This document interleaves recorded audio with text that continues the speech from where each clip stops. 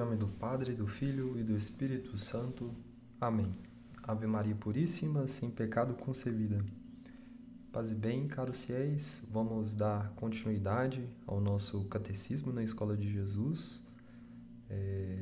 Estamos na questão 79. Como se apaga o pecado original? O pecado original apaga-se com o santo batismo. Todos nós nascemos com essa mancha, do pecado original. Mas essa mancha, ela não pode ser tirada da nossa alma? A resposta é sim, porque Jesus Cristo, ele instituiu um sacramento que iria apagar essa culpa. E esse sacramento é o sacramento do batismo, que apaga o pecado original. E aí o sacerdote, quando ele batiza a criança ou o adulto, ele derrama a água na cabeça e ao mesmo tempo ele diz a fórmula do batismo, que é: eu te batizo em nome do Pai e do Filho e do Espírito Santo. E na alma, então, se estabelece a graça santificante. A alma, ela se torna um templo da majestade de Deus. A Santíssima Trindade passa a habitar naquela alma. Então o demônio é expulso e Deus, ele vem habitar na alma. A alma, ela se torna amiga de Deus e ela participa de um privilégio. Ela participa da vida do próprio Deus. Então, assim como a criança, ao nascer, ela faz parte da sua família, ela fica fazendo parte da sua família, do seu pai, da sua mãe. Então, a mesma coisa acontece no batismo.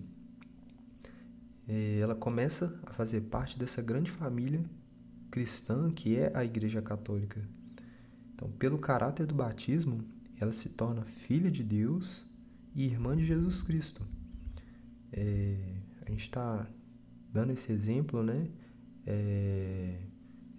esse homem, ele era um poderoso ministro de Cândace, rainha dos etíopes, e a virtude dele, o fez merecer a graça de se tornar filho de Deus pelo santo batismo. Então ele estava regressando de Jerusalém e fez Deus, com que ele se encontrasse com São Filipe. Então, este, subindo em sua carruagem, começou a instruí-lo, na fé cristã. Então, quando eles chegaram à beira de um lago, o ministro da rainha ele disse para São Filipe: eis, aqui temos água, então, por que não hei de ser batizado? Então, São Filipe ele fez o batismo, e assim purificado de toda mancha, ele voltou, para o seu país como um cristão. Jesus ele disse a Nicodemos: quem não renascer por meio do batismo da água e do Espírito Santo não pode entrar no reino de Deus. São João capítulo 3, versículo 5. Questão 80. O que é o pecado atual? O pecado atual é o pecado voluntariamente cometido pela pessoa que tem o uso da razão. 81. De quantos modos se comete o pecado atual? O pecado atual comete-se de 4 modos, isto é, por pensamento, por palavra, por obra e por omissão.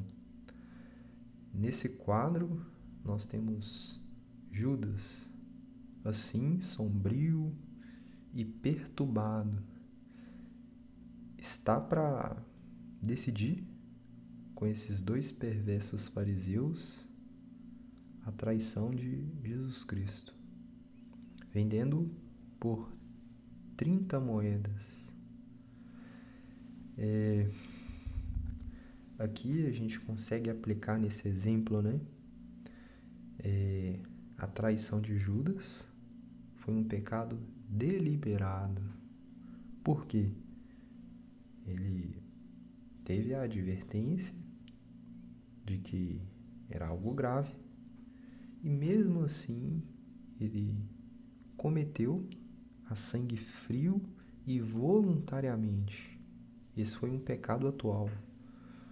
O pecado atual é uma desobediência à lei de Deus, cometido com advertência da inteligência e com pleno consentimento da vontade, por alguém que já possui o uso da razão.